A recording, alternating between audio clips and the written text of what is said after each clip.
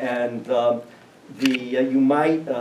men might wish to take a skull cap from the basket outside, if they believe in such things.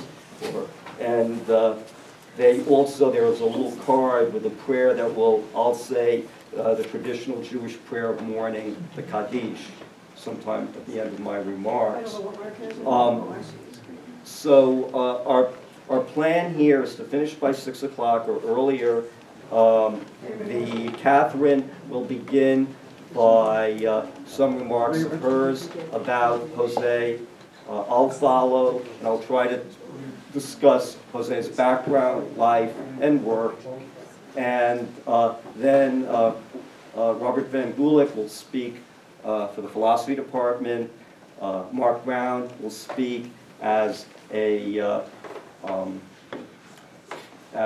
Jose's first student maybe here, over 50 years ago, colleague, a lifelong friend, and then we'll have time for others who want to make some remarks, and then I've got a few that I printed out there that have come in from people that I'll read, and that'll be it. The prayer, the Kaddish, will say after I finish my remarks, but I'll preface it by a passage from Spinoza that I think that Jose would have responded to, and I think the prayer is not so different from the Spinoza.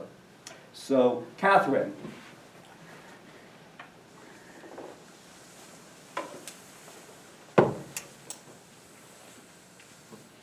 Thank you, Diego. When Jose came here, I noticed that he was a man who really liked women, in a nice way, of course. I've gone blank. We had many happy years together. I can't go on, I'm sorry. Thank you all for being here and remembering Jose as I remember him as an enormously kind and humorous man. That was the thing with his father-in-law stressed, was his kindness too. And I thank you all for being here.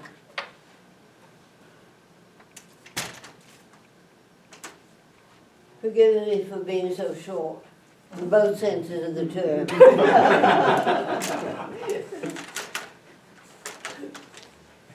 Who's next? I'm next. You can sit there, good. Catherine. Please forgive me for being so short. I do apologize. Okay. So with Catherine's permission, I'm going to expand a little on their life together.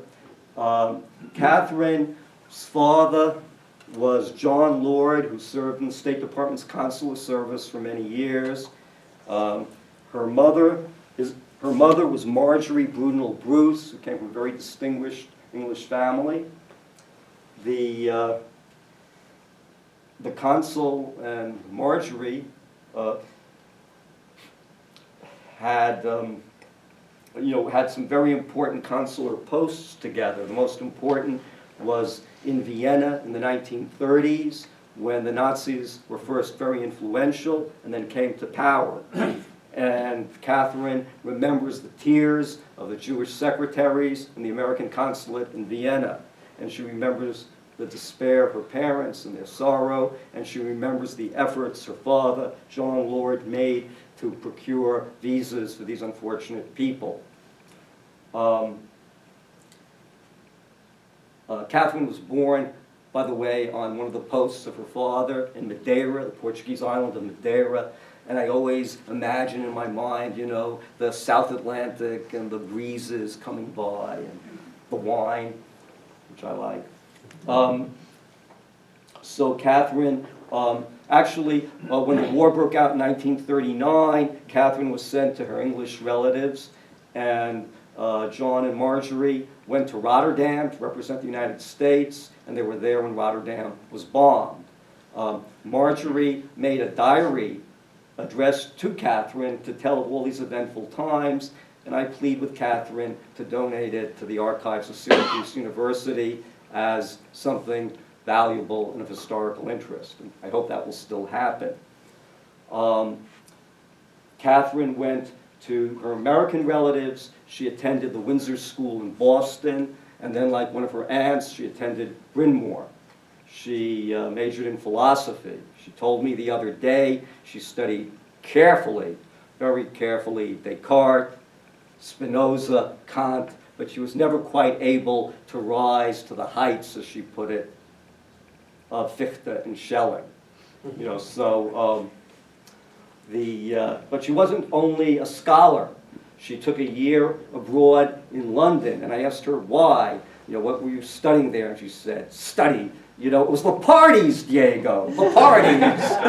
You know, there were no good parties at Bryn Mawr, an all-girls school, but the parties in London, you know, were wonderful. And she had family there to show around. After she graduated from Bryn Mawr, she worked for 2 years as a researcher at Time magazine. And she told me not so long ago the following story. She worked for a writer who had the habit of writing a first draft of his article. Then he would take it, you know, tear it up, crumple it, throw it out. And then he would write the second draft.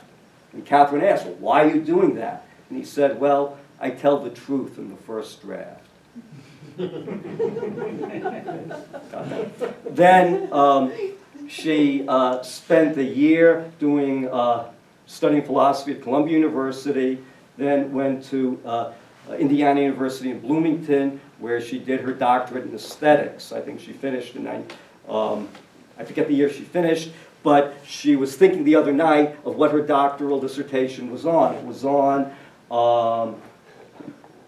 knowledge, the role of knowledge. Kant's aesthetics and the cognitive, oh, is this Jose? No, it's you. Kant's aesthetics and the cognitive.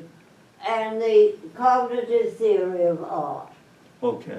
So that's the title. And she believes she got her job here at Syracuse because that sounded pretty highfalutin, you know, Kant. And, That's true. That's true. Okay. So she came here in 1960, I believe. A year later, Jose Benardete came. And she tells me, I think I can say this, we were discussing it last night at Mark Brown's, that at first she looked at Jose, who is this strange person? But after a whirlwind romance, they married in 6 months. And it's not an exaggeration to say they lived happily ever after. In the 1960s and 70s, they would travel abroad during the summer. They would go to England, France, Italy, Greece. They went to Meyer Benardete, Jose's father's relatives in Turkey a couple of times. But, you know, when the 80s rolled around, they started to settle down here, didn't travel so much. And people would approach them, would approach Catherine. You know, Catherine, why don't you and Jose have fun? And Catherine would respond, well, we do have fun. We sit and read Aristotle together. We sit and read the poet Wallace Stevens together. We sit and read the novelist Henry James together. What could be more fun? You know, so they continued to have fun. They lived for all those years, 50 or more years, at 845 Ackerman Avenue, which is now full of student housing. And Susan Chase, who's here, was a 2-year-old girl at the time they moved in. And she remembers this somewhat glamorous couple at the time, right? Yeah, moving in and wondering about them. But years later, when they started to decline with age, you know, she stepped up and was a great help to them, which we appreciate very much, or I do. Thank you.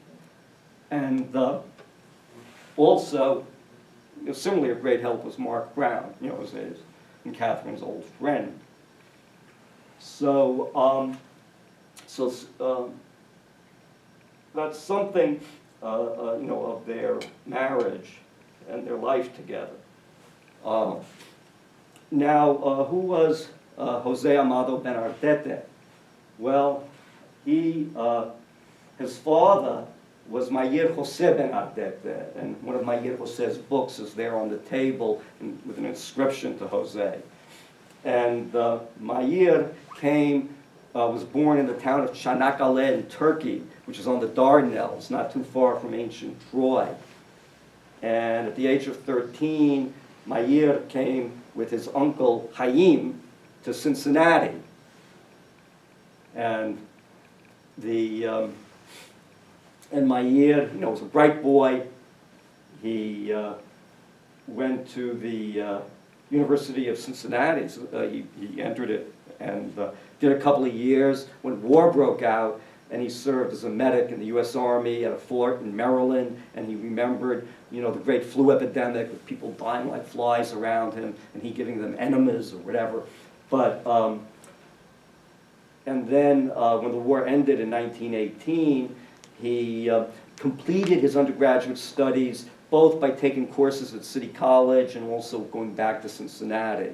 And at City College, he studied with the legendary Morris R. Cohn, who the philosophers may have heard of, who was once a legendary philosopher. And then he did a master's degree in Hispanic Studies at Columbia University, and was encouraged to do so by Don Federico de Onís, a very distinguished Hispanist, who said, "You come from a Hispanic background, you should study it." And what's this Hispanic background? In 1492, King Ferdinand and Queen Isabel wanted to make their realm somehow less divided, and they gave the Jews an opportunity to convert or leave. And some converted, and some of their descendants unconverted, including Spinoza. But others refused to convert and were welcomed, as my father put it, by the Rahmanli, gracious hospitality of the Osmanli in Turkey. And they lived there for 400 years or more, speaking medieval Spanish with a sprinkling of Turkish, Hebrew, other words. So that's the community my father came from, and Jose's father. And Jose was, a student in New York. He was living in a rooming house in Brooklyn. And the owners of the rooming house, Mr. and Mrs. Fox, had a daughter, Doris. And things happened, and Meyer and Doris married, and in 1922. And one of our relatives, who's into genealogy, obsessed with it, has sent me a photo of their marriage license. And so in 1928, Meyer got his first. Oh, but at that time, Meyer convinced himself that in America he should go by the name Mercedes. And for 25 years, he went by the name Mercedes. And this was a torment to Jose, because all Jose's friends would say to him, "Jose, why does your father have a name Mercedes? That's a woman's name," which it is in Spanish. Why does he have that Not name? in Spain. What? Nothing, I'm sorry. Not in Spain. In Spain is a man's name, Mercedes? Yeah. Oh, no, I'm sorry. Okay, a woman's name. So,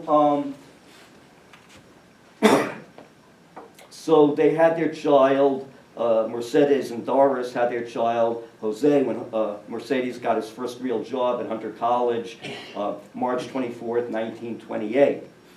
So, a bit about the names of Jose. Jose is named after his father's father, Haji Yusef Benardete. Haji means pilgrim. Haji Yosef had made the pilgrimage to Jerusalem. The Jews made the pilgrimage to Jerusalem, not to Mecca. Amado in Spanish means beloved. That is named after his father's mother, Joya Habib. Habib in Hebrew means beloved. Last name, Benardete. Actually, the name was originally Benardete. He was born Benardete, but somehow got changed to Benardete. Ben in Hebrew means son, so it means the son of something or other. What? Now, the most exalted meaning is it means son of the splendor of God. I would like that. But the more mundane meaning is there's a town in Syria called, not today, called Dera'a, named after an old Roman fort town there called Dura, and or continuing that town. And so it's someone whose ancestors came from that town. So those are the heights and the depths of the name. And in let me say something more about Doris, because she has something important in her life too. She became assistant to the well-known H.L. Mencken, and there's an elaborate story involving their relationship. I don't know the details. But also, Doris decided, I'm married to someone called Mercedes, I need a more, a comparable name. So she did a lot of work under the name of Dolores. And so if you go online, you'll see either Doris Benardete or Dolores Benardete, some articles, publications. And she went on to teach English for many years at Brooklyn College, then at a high school in Westchester. In 1930, they had their second and last child, Seth Gabriel Benardete. And, I think of these two older brothers of mine as two different, related people, and it helps for me to tell the story by putting them in parallel. So an anecdote, this one from Jose's father. They had bought a farm in Vermont, a working farm, about 50 acres. They had someone work for the farm for them, and they'd go there during the summers. And so one day, Mercedes says to the boys, "Boys, come here. The outhouse, it needs to be clean."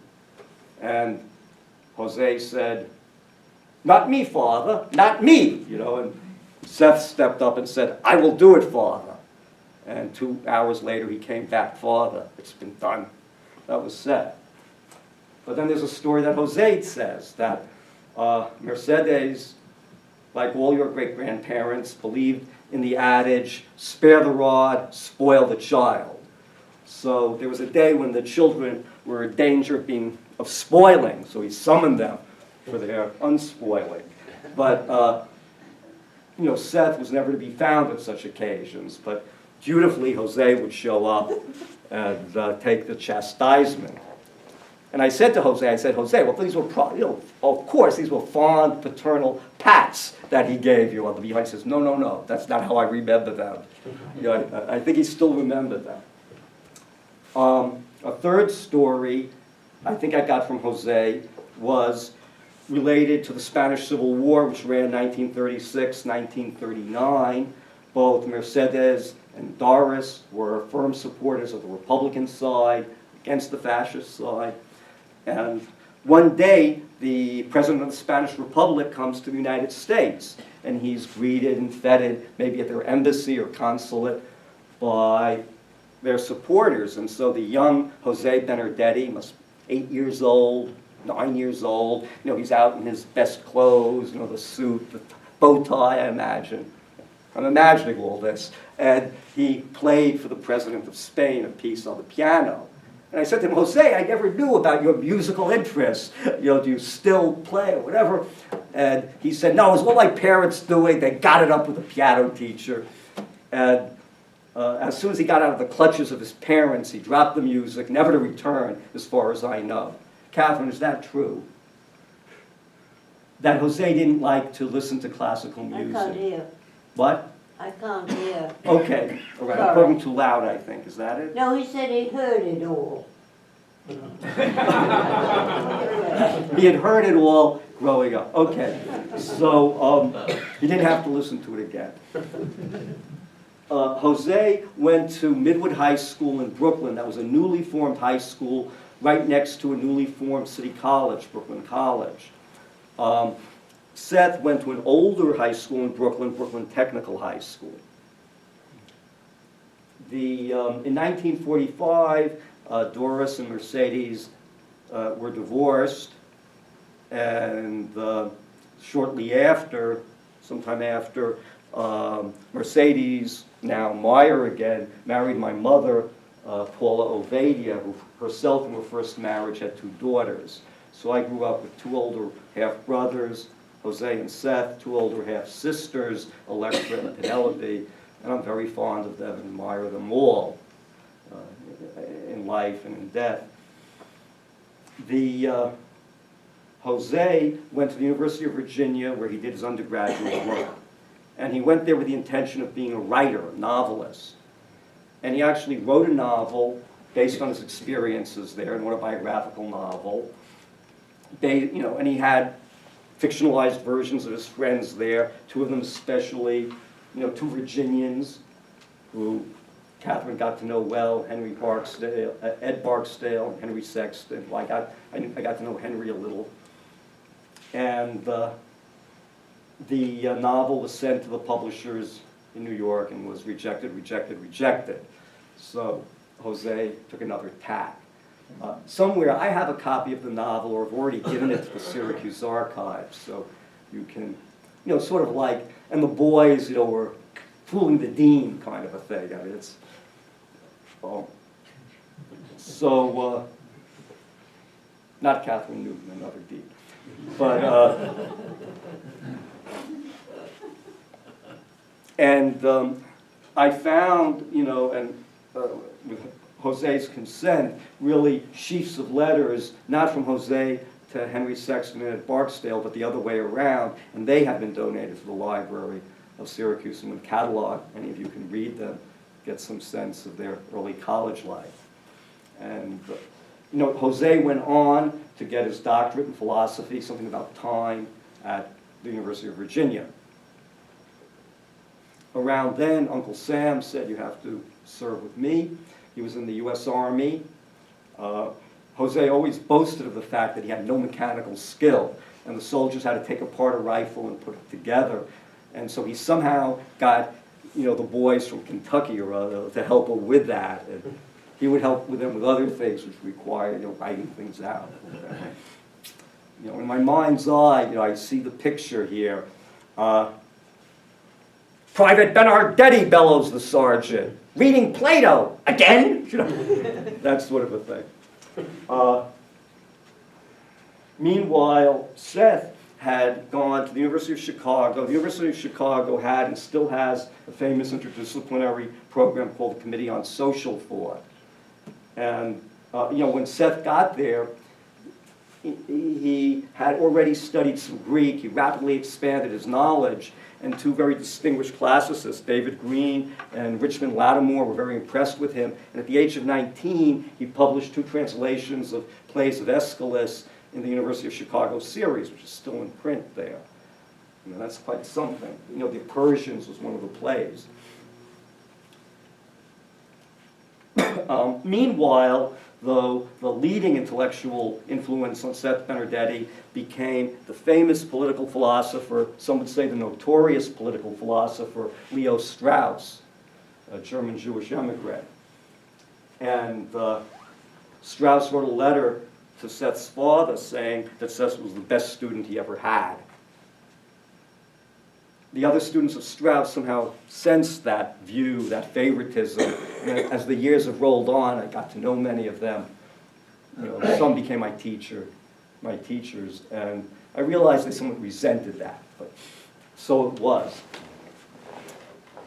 I think it was when Jose finished his doctorate in 1953, Seth suggested, come for a year to Chicago and sit in on the classes of Leo Strauss, which Jose did. But he also became legendary in Chicago. And there's one of their fellow students was someone called Severin Darden, who became later a Hollywood actor, who was involved with the Second City comedy troupe with Mike Nichols, who they also knew. And Severin Darden, recorded a record which was pressed, and in it the antics of the Benardete brothers are there. And you can somehow get a copy of that record somehow. One of their Chicago days. So Jose was very impressed with Strauss. And in fact, he has a reference to Strauss in his first book on infinity. But he always thought that Strauss, while having great insight into political things and a little bit in philosophical things, was not all-around philosopher. And Strauss, I met Strauss once, he returned the compliment and said, the infinity book, that's not my thing, but so, the two brothers went in somewhat different philosophical directions, and I gradually learned over the years how deep the difference was, that Jose admired most greatly in 20th century philosophers, among them Willard Van Orman Quine. He recalled the dynamite explosion that Quine's article with Nelson Goodman made in the late 1940s, the article which said, yes, we want to have physics. If we need physics, we need mathematics. If we need mathematics, we need a Platonic theory of the numbers, or sets, meaning they exist in some independent realm. And that was dynamite at the time. It was dynamite to Jose. And Jose was always under the influence of Quine, responding to him as most of philosophy has been for a long time now. Seth, meanwhile, while studying with Leo Strauss, I think came to feel that the dominant recent influences and important people in philosophy were Hegel and Martin Heidegger. He also thought, though, that if you read Plato carefully, you would see that some of those same thoughts are better expressed in Plato. And so he wrote book after book on Plato, expressing those thoughts. The differences between the two brothers became so profound, that they would try to lure me into taking sides here. And so one day Seth said to me, Quine, on translation, that's I think in his book Word and Object. Rabbits, gavagai, that was a name for rabbits. Rabbit parts, bah, that was Seth. And Jose one day said to me, Seth makes these arguments that Plato's doctrine of ideas and other doctrines are meant to be taken ironically. But Aristotle never takes them ironically. And Aristotle knew Plato. In his important books, the physics, the metaphysics, the ethics, the politics, he just takes them straight on. He disagrees with them. And Seth has never dealt adequately with that objection. How does he deal with it? I mean, he was asking me, because he knew that I had attended Seth's classes for 10 years. When I was studying mathematics in New York City, I would go to Seth's classes. And so he was asking me, how does Seth address that? So there were two very different directions they went. They could still play correspondence chess with each other. They would write letters and stuff to each other about chess moves and things.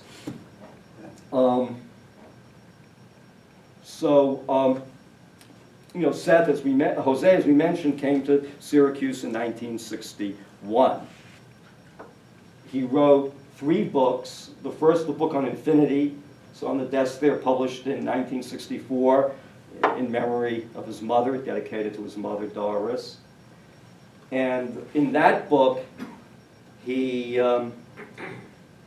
embraced the notion of actual infinity that Georg Cantor had developed around 1870, 1880, that actual infinity was not self-contradictory. People had doubts about that.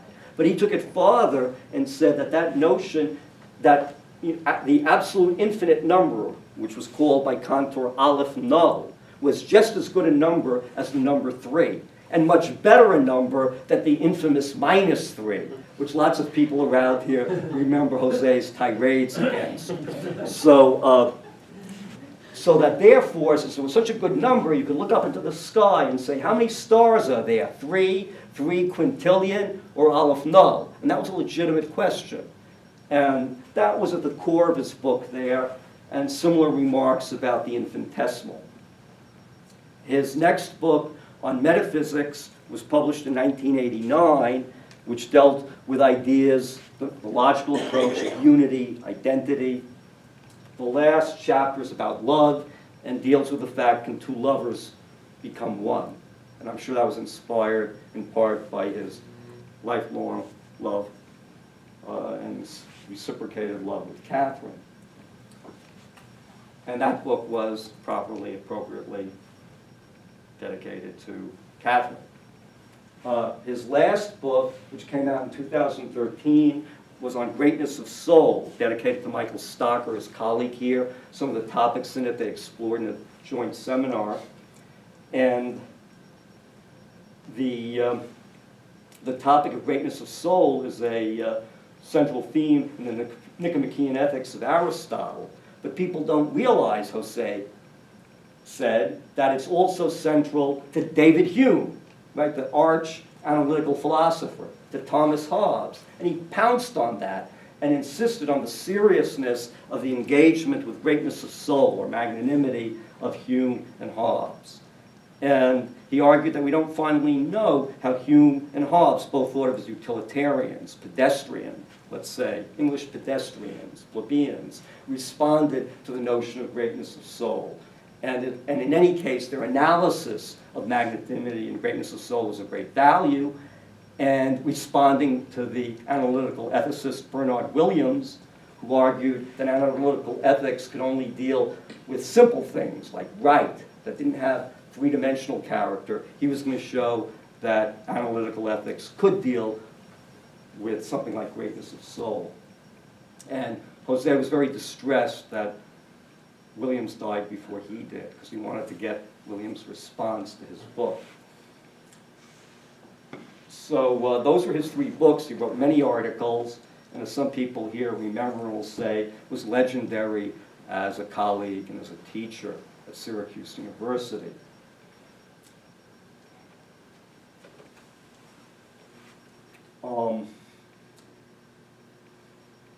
Now, in September 5th, 2014, I visited Catherine and Jose at their apartment on Ackerman Avenue. And I walk in, and Jose says, now, where's that book? Where's this book? Where is it? Because the house is very cluttered, you know. And he finally came up with it. Here it is. Timothy Williamson, Modal Logic and Metaphysics. Jose bought all the books from Oxford, and he got all the philosophy magazines. And he said, you know what Williamson says here? He has some notes here, a couple of notes here. He said, Williamson argues that it is true that Socrates exists. Now, what do you say to that? You're a mathematician. You can study it. Take this book. And I said, well, no, you study it further, Jose, and we'll discuss it. And,